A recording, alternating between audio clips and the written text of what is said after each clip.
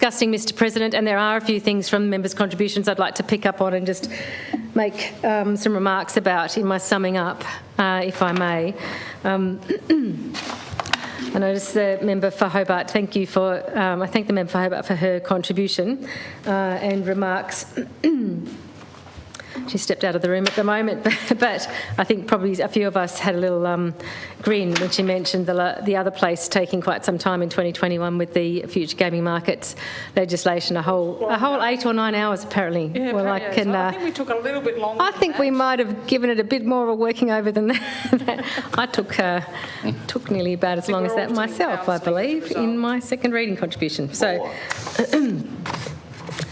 But making light, Mr President, and actually I don't make light of this topic overall, and certainly not the gravity of what we're talking about in relation to maybe betraying Tasmanian people in seeing nation-leading, expert-informed, evidence-based harm reduction being put in place, consumer protection being put in place.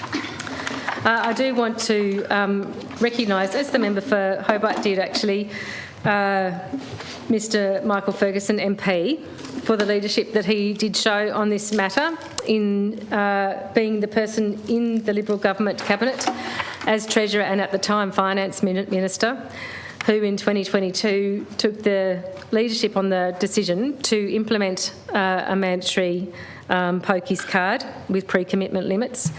As we've been discussing, and I believe he has been a personal champion of that card in that space across the intervening time, and of course that was why his resignation from Cabinet put the matter at risk, because pushing back against what was no doubt intense industry pressure and continues to be intense industry pressure behind the scenes, no doubt on all other members of Cabinet, would have been quite some task, I imagine, over these 2 years, and in his absence I think this is why we're beginning to see that crumble.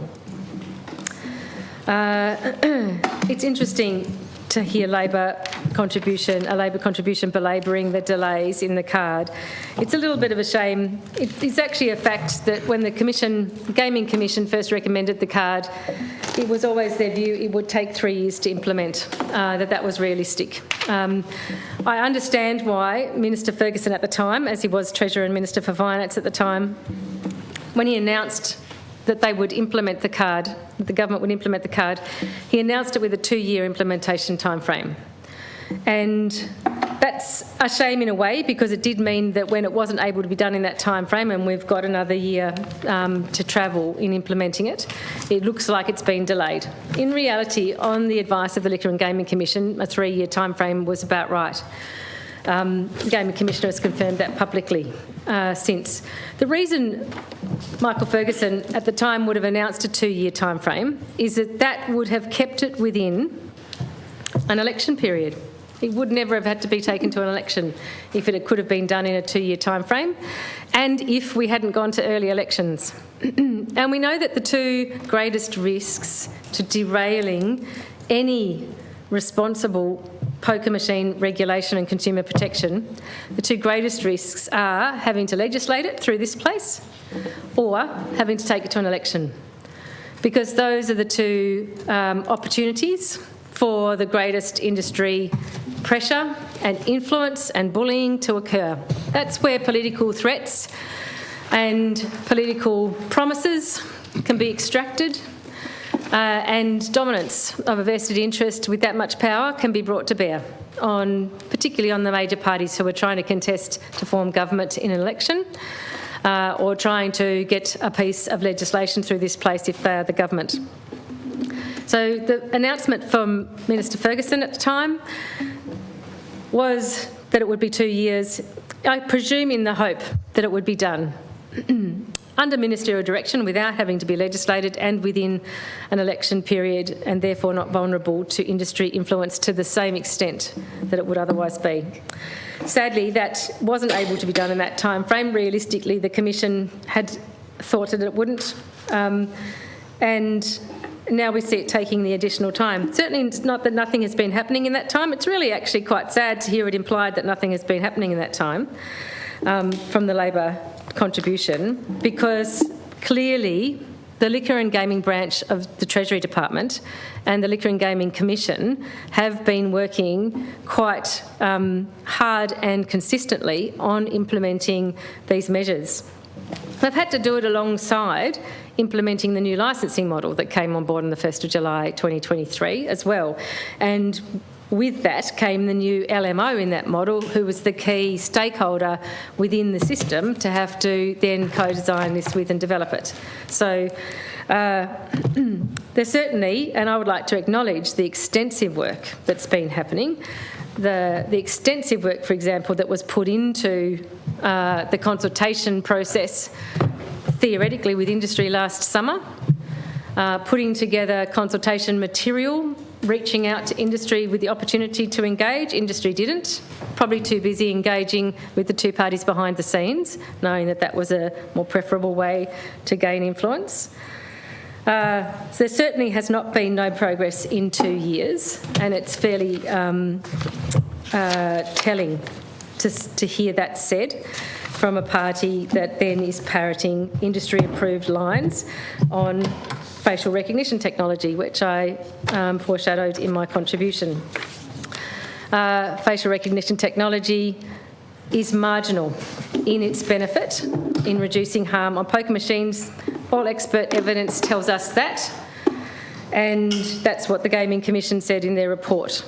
The reason, just for utter clarity, and I'm not sure, potentially the member for Pembroke who spoke about this, I don't know if he's read the initial report from the Liquor and Gaming Commission outlining their recommendations. I don't know whether he's read their consultation material since. I don't know whether he's read other material in this space around facial recognition technology, or whether it's information that's been provided by industry who are very much in favour of it.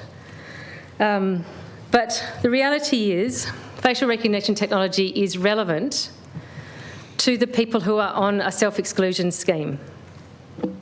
Very few people who are addicted to pokies are on a self-exclusion scheme. That is because it is so highly shameful to have a pokies addiction and to be struggling with it that people do not come forward to seek help until the absolute extremity of their circumstance, and not until their lives are destroyed.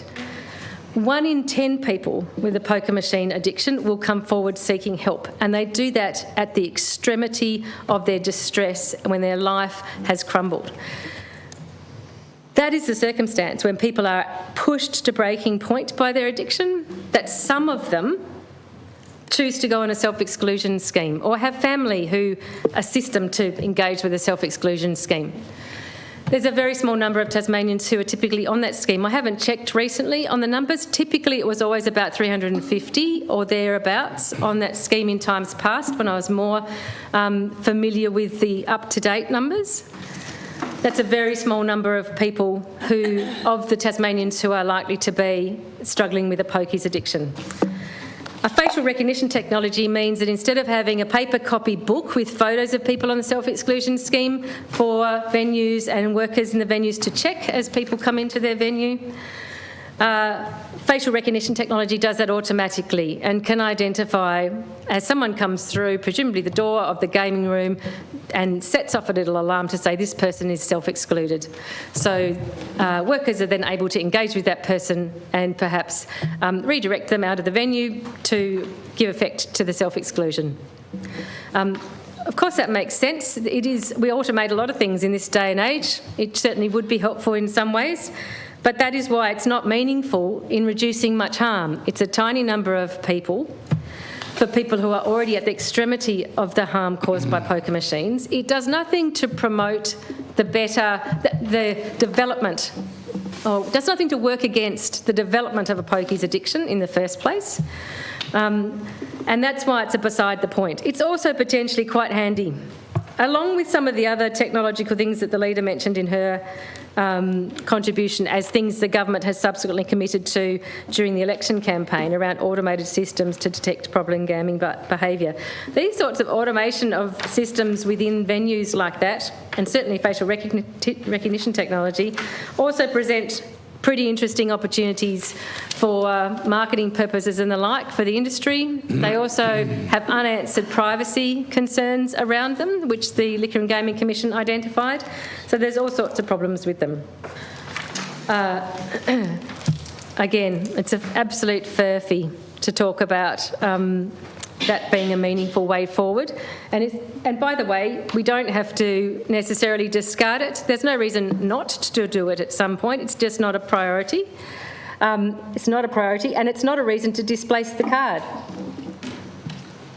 And quite frankly, if all efforts were being made to implement this card, both by a government that wasn't internally conflicted over it, didn't have to have a champion defending it on all fronts internally in the party.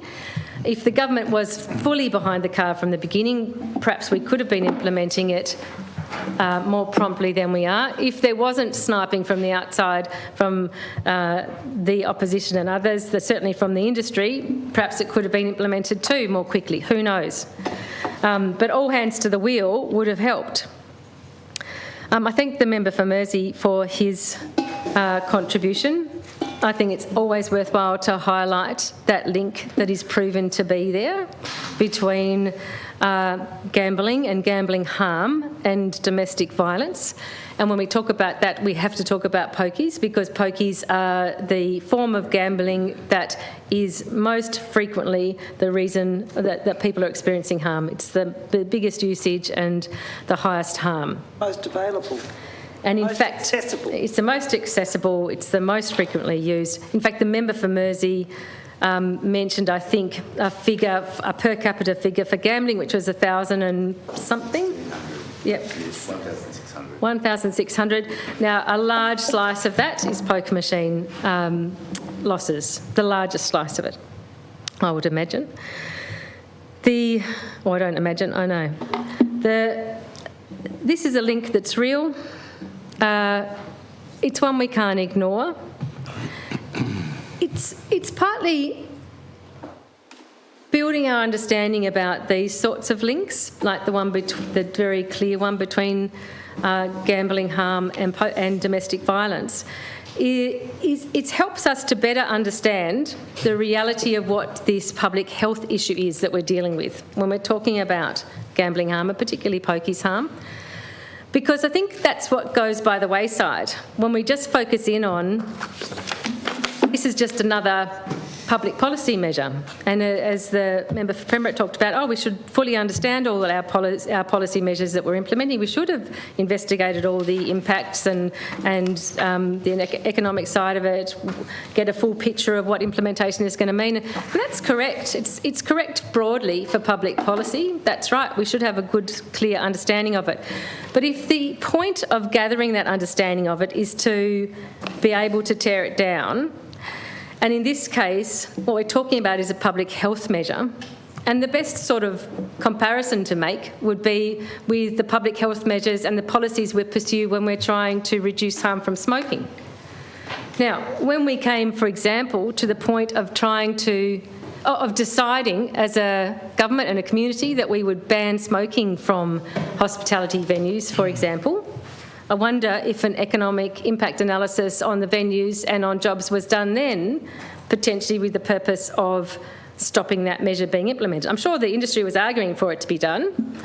I don't know whether the government did it. If the government did do it, would it have been a reason? Would anything discovered in that economic impact analysis and jobs impact analysis have justified not banning smoking, or justified not banning smoking in venues?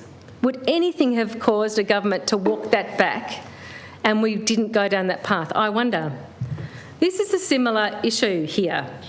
Exactly what are we saying when we want to understand the economic impact and the impact on jobs? By all means, the reason to understand that would be to say, what might we do to have a transition plan in place, or to assist industry in other ways alongside an impact that they might feel from this policy. We do that in all sorts of other ways. Right now we're rolling out a voucher scheme because we've been so derelict in our performance of our duties as a government that we're going to have 2 ships that are further delayed from arriving at with no berth to tie up to. So we do offset impact on industry, often with other sorts of measures. Maybe that's the reason to do this kind of investigation. And if that's the case, it should have been done at an earlier time in the process, and it should have been done openly and clearly and transparently, by all means. By all means, it should have. The argument I made. Yeah, but to be very clear, it should never have been done on the basis of watering down or wheeling back the policy, because the policy is 100% evidence-based, expert-informed public health policy. And it's to do with an issue that costs lives. It's to do with an issue that decimates families in our community. This is a public health measure. So in the same way that we wouldn't have made arguments about job losses to say, no, we'll let people keep smoking in venues, then we wouldn't and shouldn't be making an argument about impact on jobs relating to putting in effective, meaningful, real harm minimisation in terms of pokies with this pokies card. Mr. President, I'll have a drink. Well, they did give them a bit of a subsidy anyway by not taxing. Well, excuse me, it's indeed, Member for Murchison. We changed our licensing model on the 1st of July 2023 and gave venues a massive, unearned, massive financial boost because of the largest slice of the profit pie that they now take home. And that's hidden data. It shouldn't be. We should know. Even in a de-identified way, we should know. What's the average boost in the revenue retained by venues under the new licensing model compared to under the old licensing model? How many pokies venues around the state have been doing renovations in the last year? Yeah. Anyone noticed any? Anyone noticed any pokies venues spending up big in their communities, doing a bit of a touch-up on the old lovely environment? Some of them have been, I tell you that, and that's because they've had a massive... Been in there looking, have you? Massive. No, I can see it from the outside, Member for Murchison. Just checking. Not only that, because we couldn't have the casinos miss out under that new model, we did give them a lovely sweetener and let the casinos dictate their own new tax rate under that new model that came in on the 1st of July 2023, and they now pay a massively reduced rate of tax. So all parts of the industry, not just the hotels and clubs, although there's virtually no clubs in Tasmania with pokies, mostly hotels. Not just the hotels, but the casinos got a boost out of that too. So all of that needs to be taken into account. It's hardly reasonable to cry poor if you've just, let's say, had a boost of, I'd be guessing, more than 50% in the revenue retained from profits from pokies in your venue. I'd like to hear someone tell me that that's wrong and that it's lower on average across the state. We've certainly, it's been interesting to hear the government's contribution on this motion. Laying out phases of this work is a great start. Why not give us the terms of reference fully? Why on earth go halfway there? If you're going to be honest and open, lay it all out. How can we not feel that there's something being hidden if you're not going to be open and lay out the full terms of reference and scope of this work being done? It's only reasonable for us to be able to assess and test that then. How can we take as credible a result that's been contracted under less than open circumstances, as this has been, hidden away? Back in August and September, all of this was playing out, as I said, Mr. President, not by the minister responsible for pokies regulation, not by the department responsible for implementing the policy, not by the Independent Liquor and Gaming Commission. Half these things listed out in this, these phases that the Leader of Government Business spoke about in the government contribution, half of these things are work that should be and generally is done by other appropriate entities in this state. We have a social and economic impact study done here. It used to be on a 3-yearly basis. Sadly, when we legislated the future gaming markets, that was another casualty. It shifted to every 5 years instead of every 3. So with the last one being 2021, we're not expecting the next one until 2026. But half the things laid out in the scope of these phases here from the government is work that's done typically in those SEIS reports. And normally we get credible interstate entities to do those reports, not necessarily corporate entities like Deloitte Access Economics, often in conjunction with academic entities. It used to be SACES, the South Australian Centre for Economic Studies, and other groups like that.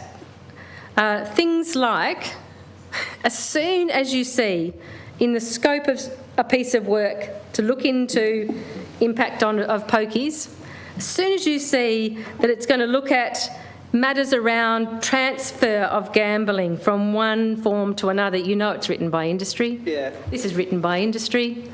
The government, it's on the government to deny that. Industry provided the scope of this work. As soon as you see distracting flags waved, look over here, if we better protect people from poker machines, they'll all just rush off to online gambling, is the typical one we've heard for years. There is no evidence, not one bit of evidence to support that, Mr. President, just to be clear right here, right now, for any members that are interested, not one bit of evidence. Transfer of gambling from poker machines to other forms of gambling is not a thing. It rarely happens in any way that's meaningful. And by the way, if it did, let's pretend for a minute there was anything to that claim. If it did, that is not a reason to not appropriately regulate poker machines. That is a reason to appropriately regulate all forms of gambling. We should be protecting consumer protection on poker machines, harm minimisation measures on poker machines, and we should have the same on every other form of gambling. Just because, if it was true, which it isn't, but if it was true people transferred from one to the other, it's on governments at a state and federal level, whichever is the relevant regulator, to appropriately regulate and put consumer protections in place across those forms of gambling. This really, really sticks in my craw, Mr. President. This is an argument that is industry written time and time again. It's rolled out by whichever party happens to be speaking about it, rolled out. Oh no, we can't put protections around poker machines. People will run off to another form of gambling. To hear that in this scope laid out by the leader of what this is all about, this piece of work from Deloitte, is just an absolute pointer to it being written by industry.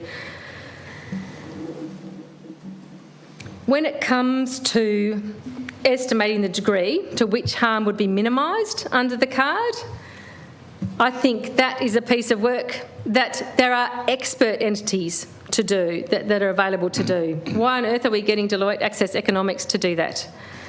I'll be fascinated to see more detail on that. It's a shame we don't have the full terms of reference. Keeping that hidden means it's going to be very difficult to give it credibility when it comes to light, when the report comes to light. So, Mr. President, there's a lot more I can say about this. As you well know,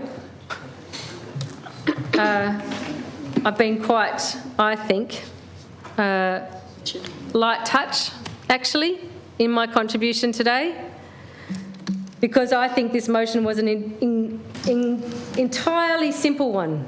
It was factual things to note, and it was a modest call which the government has still fallen short of delivering on. So I thank the leader for delivering the reply, for the very minimal information provided in it is something, but how disgraceful to not even be able to be open and upfront with the Tasmanian people, with this chamber and this parliament, by releasing an actual full set of terms of reference and scope for this work. It calls into question the validity of the work from the outset. Yep. If it cannot be tested in the public domain in terms of its full scope, its full terms of reference, then it is already looking like it's created for a particular purpose, and that purpose is to betray the Tasmanian people. Mr President, I thank members for engaging with the motion. I hope members will support the call of the motion because, as I said, even if they don't share my full views and passion on this issue, it's a modest motion that deserves support in order to send a message to the government that openness, transparency and integrity are things that we here in this place and the Tasmanian people out there in the Tasmanian community should expect and should be able to demand of the government of the day. Hear, hear. Question is that the motion be agreed to. Those of that opinion say aye. Aye. The contrary, no. No. I think the ayes have it.